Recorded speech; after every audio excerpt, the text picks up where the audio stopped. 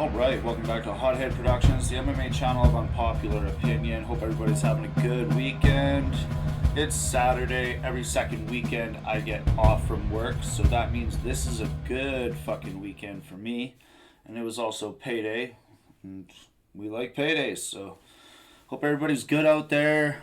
We got a lot of stuff going on in the MMA world right now, so we're going to cover a few of the smaller headlines that are happening. There's been a lot of drama going on in the MMA world right now. Danis is up to no good again. There's a lot of stuff going on. Let's just jump right into it. We got Conor McGregor. Conor McGregor being a part owner of the BKFC. There's a lot of speculation that people are thinking that Dana White and Conor McGregor are backdooring this deal, kind of keeping it from the public eye so that the UFC doesn't have repercussions with their lawsuit, or, they just don't want to have it be such a bad look that they're making huge investments after settling a lawsuit to, basically defending all their past actions and how they've paid their fighters since the beginning of the UFC.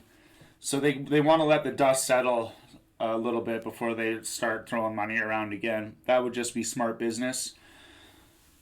So a lot of people are thinking that the UFC is in on that deal with Conor McGregor. Jesse on Fire is one of them. I love Jesse on Fire. Still my favorite channel, MMA channel. But Jesse on Fire is wrong. He is dead wrong. I'm sorry, my guy. I will be sorry if I got to eat crow on this, but yeah, I just really don't believe that Conor McGregor and the UFC are together in on this deal. I believe this is Conor McGregor getting near the end of his career, and being the smart businessman that he is, he just wants to establish himself further into the fight industry. And what better way than to buy a part, get a stock in a company like the BKFC, which is just exploding right now. You got Mike Perry going crazy. He's walking through guys. He just beat Thiago Alvarez there in 1 minute. So the guy's insane. He's become the face of BKFC, and they have quite a roster. Their champions that they have are fucking beasts. So if you're not into the BKFC, you got to check that out and get into it. But I don't think there's any chance in hell that Dana White's in on that deal. So, sorry, Jesse on Fire. But you wrong, brother. We'll see how that pans out. But I got to say you're wrong. I don't think you've ever been wrong before in history. Ever. But this is the first time I think it's going to happen. I think so. We'll see. We got the Canelo Alvarez situation.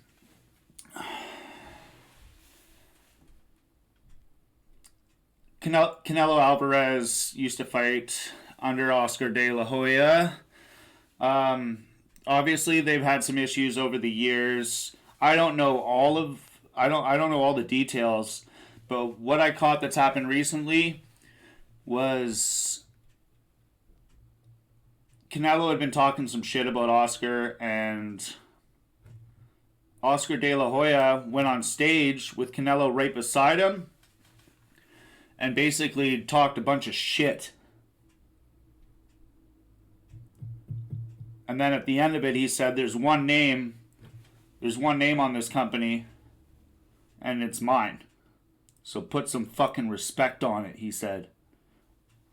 And Canelo tried to get up, tried to get into a little pushing thing, but security got in the way. So we'll see what happens with this.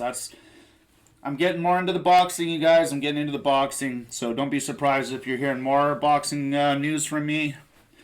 More boxing content, because I'm loving it. So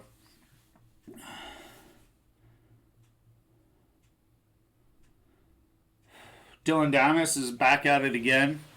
He's going after Nina Agdal.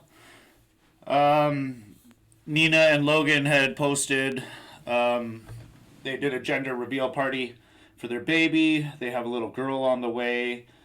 Of course, Dylan Danis had to jump on X and post who's the father. He reposted their post and put who's the father. Fucking hilarious, honestly. I have no respect for Logan Paul for a lot of reasons, and Nina Gagdal. Like, you guys are trying to sue Dylan Downs and bankrupt him. You guys have laughed about it on podcasts. Excuse me. Several times, thinking it's fucking hilarious, and it's not. It's fucking disgusting. He has a child. He's a new father. He has a small family he's working on, and you guys want to bankrupt him. That's fucking bullshit. So, I could care less what their baby's gonna be. It's gonna be another asshole, if you ask me. What else do we got? We got Pereira and Charlie Olives mobbed with love in Brazil. Pereira and Oliveira, I'm not sure if they were traveling together or if they ended up meeting up in Brazil, but they had a lot of love, man. There were... My cat's jumping in the closet. Hey, asshole! Kittens. She's a kitten. I love her, but she's an asshole. She just fucked up a bunch of my nice t-shirts, I think, so that sucks. Anyways, that was a little feel-good news there with Alex Pereira and Charles Oliveira. And then we have the Jon Jones and MMA guru situation. I guess Jon Jones had kind of trolled a picture kind of after something. There was a bunch of hype in the media attacking somebody that had posted something. So Jon Jones was kind of trolling everybody, and he posted something like that. And the MMA guru accused him of being gay, said that he's in the closet. It was quite the little spiel, quite the attack from the MMA guru. Shout out to him. He's got everybody's attention. He's getting all the clicks. He's done a great job. Jon Jones even responded to the MMA guru. So, how do you know you've made it in the MMA media? That's how. So, Jon Jones, in a playful way, deflected it like he does. It's not very confrontational unless if he's losing his shit. But with the MMA guru calling Jon Jones in the closet, saying he's in the closet, everybody else fired back at the MMA guru saying that he's in his mom's basement. So it'd be interesting to see how he hits back from that one. I saw the 10 Times Growth Conference with Grant Cardone and Mike Tyson this morning. That was an amazing show. It was some kind of like a power business, one of those,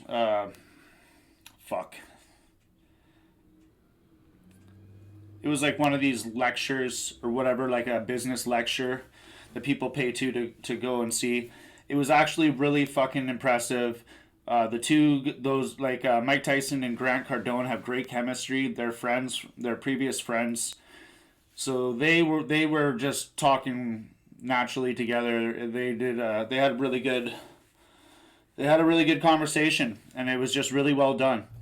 So I recommend you guys go check that out. The 10 Times Growth Conference with Grant Cardone. Check it out on YouTube. I guess Tony Ferguson was offered Charles Oliveira in a grappling match coming up here by the UFC. What do you guys think about that? You know what I think about it is that I think that Tony Ferguson's kind of being shown the door a little bit. They're trying to go, hey, Charles Oliveira, you want to do that? You want to get some attention over there and kind of go over there, be over there a bit? So that's what I think is going on with that one. I love me some T-Ferg. Champ shit only. Love Tony Ferguson, but I believe that they're trying to shuffle him out a little bit with that offer. What do you guys think about that? So that's all the small headlines that are happening right now. I know that Brendan Schaub's been talking a lot of shit, saying there ain't nothing going on in MMA. He even said that last month after UFC 300. So Brendan Schaub's talking a lot of shit. It's a shame because his content's been pretty good lately. He's getting better at talking on the mic. He's gotten funnier. His delivery's gotten better with his YouTube channels. He just needs to stop trolling Dana White in the UFC with this shit talking that he's doing, because it's getting old. There's so much happening in MMA. In just the UFC alone, And then you have so many other corporations. You got so many other brands. You got the BKFC. You got the PFL.